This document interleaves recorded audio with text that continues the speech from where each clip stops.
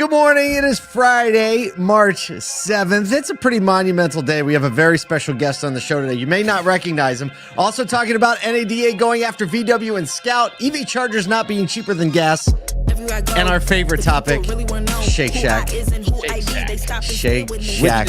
If you don't know, there's like a few things that Paul and I do normally if we're traveling. Thing two to be exact. If you've been paying attention, you know Paul and I get ice cream every time we place. Every time we travel, no matter what, we eat it like little kids, just happy on a playground eating ice cream. It's a joyous thing.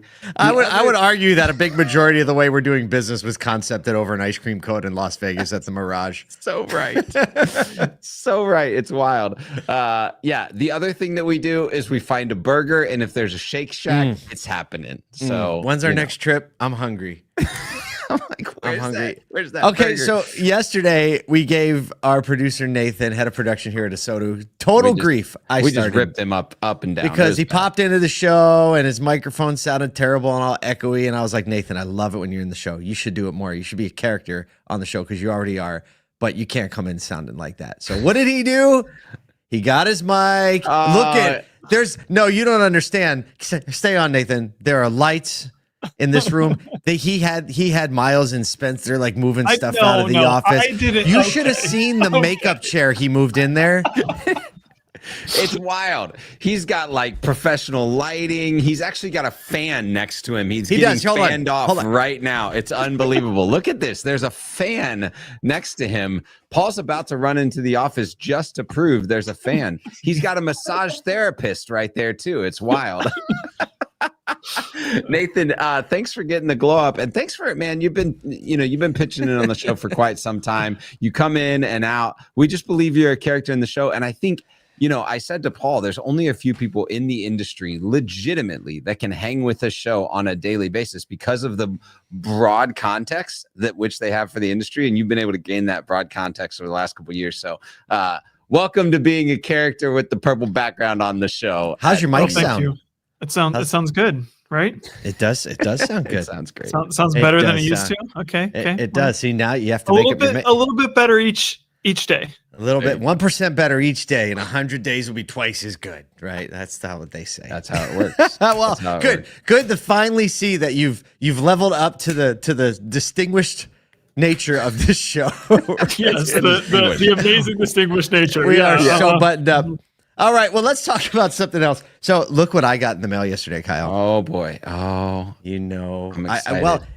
Came out of nowhere, and I was like, I think I know what this is because it's happened every year for the last 3 years. Oh, the jersey. Oh, what's it say? ASOTUCon 25, Baltimore. ASOTUCon 25. Man. So our good friend Steven Apicella started this tradition when we had our very first ASOTUCon in Philly. And I don't have my Eagles jersey because I shipped it to Danny Zivlowski so they could do the Eagles chanting with. I better get that back. That was 22, and then we had. Here we go. We got 23. 23. And then, oh my goodness. We went Orioles 24, and now we have back to 25. Look, it makes me want to move ASOTUCon back to Philly because I'd love to be accumulating Phillies and Eagles jerseys. You're like, I need a Phillies jersey actually instead of the Eagles jersey. We'll just go back there. We're gonna do a Sixers. We'll go Flyers. Steven Apicella, you are just such a gentleman, and you are such a thoughtful individual. And if you don't know Steven Apicella, Appicella, follow him on LinkedIn. Check out all the cool things he's doing with his companies. He is just top shelf. And he is thoughtful, and thank you for that. Meaning, ASOTUCon, it is coming. We are 67 days. How many days away are we? I think that's right. Good night. That makes me nervous. Are we in the 60s? No. 66 and 13 hours. Oh, I'm so excited though. I'm just pumped. Like my kids are getting excited. They talk to me about ASOTUCon every day. So if they're excited, other people are excited too. It is. We got get your tickets because they're going to go, and especially the hotel rooms are going to go way faster because we only have like a third of the rooms that we're selling tickets, maybe even less than a third in the event space. Go to ASOTUCon.com, get your tickets. They're as cheap as they're going to be right now. They're going to go up, And you can still get in the event hotel, which is the place a lot of people want to be. We have a lot of other hotels too. And we do have a fun partnership to help get you around from hotel to hotel, but we'll tell you about that later. Thank you to our friends at Reynolds and Goobagoo for being the presenting sponsors of ASOTUCon yet again this year, because they know what's up. Thanks for stepping up and caring for this automotive community in such a meaningful way. We got so many dealers and speakers and industry partners and booths and activations and swag shops and sessions and topics to announce. Just stay in the know. Just stay in the know. I don't know what else to say. It's been a wild start to the show, y'all. It's been a wild start. I know. Let's talk about some news. All right, let's go. NADA has escalated its opposition to Scout Motors' direct-to-consumer sales model, sending a strongly worded letter to Volkswagen Group CEO Oliver Blume and other top executives. In the letter, Mike Stanton argued that the franchise model would give Scout Motors immediate marketplace traction through a network of experienced dealers. The direct sales plan they currently have, which establishes a Scout branded experience, these experience centers, is set to launch in 2027 with the Traveler SUV and Terra pickup. The letter also highlighted potential fallout of their current strategy, including prolonged legal battles across multiple states and, of course, the strained relationship with VW, Audi, and Porsche dealers. Over 50,000 refundable reservations have been made so far for Scout, and VW maintains that Scout is independent, but dealers question the extent, especially since they funded it and shared leadership. Stanton expressed disappointment over a lack of response to a previous letter he sent in July of 2023, noting that this latest message seeks a direct meeting with VW leadership. Here's a quote from the letter. The decision to directly distribute Scout in the United States and compete with your dedicated dealer body is misguided, violates well-established state franchise laws, and is one that I strongly encourage you to revisit. Here's the thing. One, we know that consumers are attracted to this model at some level, some portion of consumers. Two, we are seeing consumers go back into dealerships, and so the OEMs are recognizing this too. You haven't heard the agency model come out of anyone but Scout in the last year and a half. Mm-hmm. Three, I don't follow Scout on any of my social profiles. However, I've seen more Scout ads. That's true. On every single one of my social profiles than I can care to count. And I know how much those ads, and if you and I are both getting it in separate states, in like totally separate interactions on all this stuff, I guarantee they are spending hand over fist to get those 50,000 reservations, which even at $100 a pop is $5 million, which doesn't go that far on a national social media campaign. So you know who's paying for those ads, fam. Oh no, dealers. Got them. Oh, you did get them. You know what they probably put? They probably put the filter on it was like guys with beards and flat brim hats. Has to be. Do an automotive show. That's exactly what it is. Sophisticated targeting right there. Nathan's about to get targeted now that he's on the morning show. I was just going to say, I feel like I've seen a lot of stuff for Scout and I don't follow them either. But I mean, I am in the same general geographic area as you, Paul. So unbelievable. Yeah, I know. Yeah. Well, we'll see. I mean, like, without a doubt, like, do you think they'll take the meeting? We should set up the meeting at ASOTUCon.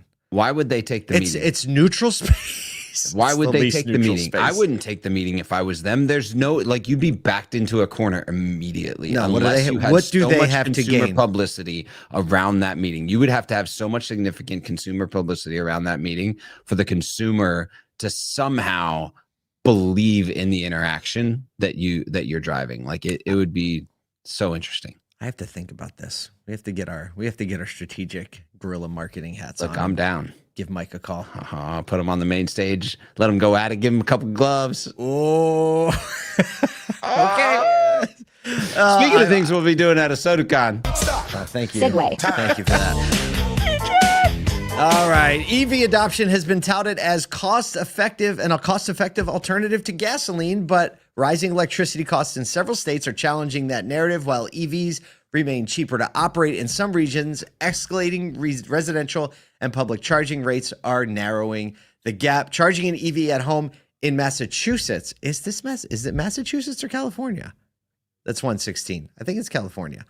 In California, if you charge your EV, am I getting this data right? No, I think it's Massachusetts. Massachusetts is the most expensive. Correct. Yeah. Hold on here. I've got a graph. Whoa. Oh, he's got a graphic. Dun, dun, dun, dun. See? Look at Oh that. my gosh. I thought it was California. In Massachusetts, I have to adjust the LinkedIn post I made. It's 116%. It basically 16% more if you charge your car at home than if you fill up with gas at a station. New York and California, 92% and 90% respectively. So there's a little savings there. Washington, Florida, the most economical for EV driving with electricity costs at only 38 and 54% of gas costs. I think that's what most people think it is. That's a lot. Yeah, broadly, that's what I would kind of 50% expect. off. Right. However, if you're public fast charging, it's way more. There, do you have that graph too? I don't know. But if you public fast charge in California, it's like 80% more than it would be to fill your car with gas, which is the place they have the most EVs. And obviously the place where electric's the highest. Homeowners with access to off-peak EV charging, or solar, can obviously save a little bit more. In Texas, last year, they had a program that if you charge your EV after peak hours, it was only $5 a month. There you go, There you go, Texas. But we will be talking about this at ASOTU. Yeah, we have a few conversations around this. We've got conversations on the main stage in panels all about like what the charging infrastructure looks like, how people can support that at home, what the education looks like for dealers to consumers. But it's still clear you're still buying an OLED TV 5 years ago if you're looking at charging, because you have to understand the entire network. You have to understand what your driving habits are, whether or not you can charge at home, what off peak hours. Like, it is a full matrix. It's an education. It's like you got to have spreadsheets to really save the money. So if I think that if consumers are after, I'll buy an EV in order to quote save money, that's not who's buying an EV right now, because you would have to go through so many loopholes just to figure that out. Outside of the fact that the leasing is pretty aggressive still, but cost of ownership can still be less. But absolutely. the electric, I mean, it's funny because obviously chronicling my EV purchase journey on LinkedIn, and the very first charger I went to, it wasn't even a fast charger. It was like 42 kilowatts, and I was disappointed by that. But then we went, had lunch, came back. I pulled the charger out, and like the total bill was like $40, and I went from and I was like, but I was so like into the journey at the moment. I was like, I gotta get going. Yeah. But it registered, and I was like, but what does it cost to fill up an F-150 like 70%? Oh, I mean, it's got to be close. It's got to be at least that right now. Yeah, the data that we showed, it's worth mentioning that data was compared to a very fuel efficient vehicle like a Toyota Camry. It said right. So obviously, if you drive vehicle exactly, right, like I'm getting out of a Land Cruiser, that thing gets like 6 miles to the gallon. So you're doing better anyway. I'm going to be doing all right. Speaking of doing better, Stop. Segue. Time. Sorry, this is the story we really want to get to. So Shake Shack, known as the most expensive food chain in America last year, we covered that a bit, has launched its first ever budget-friendly combo meal to appeal to price-conscious consumers. It's a, get this, $9.99 combo that includes the Chicken Shack sandwich, crinkle cut fries, and a small soda. But the items separately would cost around $8 more. So if you just like go in and just buy that, it's an amazing deal. It's about $1 more than you can get a burger at Chili's today. The deal is part of a broader trend in the fast food industry, which competitors like McDonald's, Burger King, and Wendy's also introducing more value meals, going back to that value side. Obviously, inflation has reduced dining out, prompting restaurants to compete with affordable options. Christopher Heiduck, Tulane University School of Business, on the research, since price is also increasingly for consumers, value meals are one logical way of doing so, and that being reducing the price burden on the consumer. So a value meal at $9.99, Paul. Here's the brilliance behind this play. I went to Shake Shack like last week when I was in Orlando because we don't have one in Syracuse. Yeah. Thank God. You'd be broke. It would be. I'd be broken heavier than I am now. I'd be broke on the inside and the out. Here's the brilliance behind this play. If you stand in line at a Shake Shack and you just watch the orders coming across the counter, how many chicken sandwiches do you see come out for every 20 burgers? Yeah, like one or two, maybe. Yeah. Maybe. So they took their lowest, they're never going to do this on a burger, right? All the margins there. They took the chicken sandwich, which very few people order and very few people have tried. I'd probably actually try one now that it's this. Right. But they put it, now they have a $9.99. They get people to come into the store and try it. You know, they're still going to buy the burger if they want. It's the lowest sales item. I wonder what the margin is, or if this turns into more of a loss leader. Full-on loss leader. Yep.